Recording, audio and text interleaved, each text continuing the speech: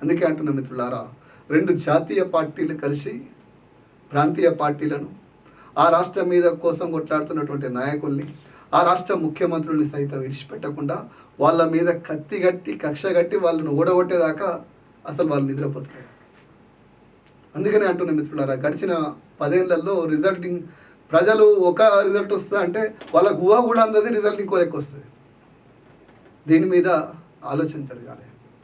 నేను సూటిగానే అడుగుతున్నా మిత్రులారా, ఈ దేశ ప్రజలు ఆలోచన చేయాలి. ఇలా ఢిల్లీలో యాప్ ఓడిపోయిందని నాకు ఏం బాధ లేదు, బీజేపీ గెలిచిందని సంతోషం ఏం లేదు. కానీ ఆ ఓటమి ఈ గెలుపు మధ్య జరిగిన సంఘర్షణను మీ ముందు తీసుకొచ్చే ప్రయత్నం చేస్తున్నాం. 2 పార్టీలు కూడా మనకు సంబంధం లేని పార్టీ. వాస్తవంగా ఇంకా నేను బీజేపీ ఢిల్లీలో అధికారంలో ఉంటేనే మంచిది అనుకుంటా. ఎందుకంటే ఈ ఐడీలు, ఈ ఈడీలు, ఈ కథలు, ఈ కార్ఖాన్లు, లెఫ్టినెంట్ గవర్నర్లు వాళ్ళందరూ కష్టపడాల్సిన అవసరం ఉన్నది.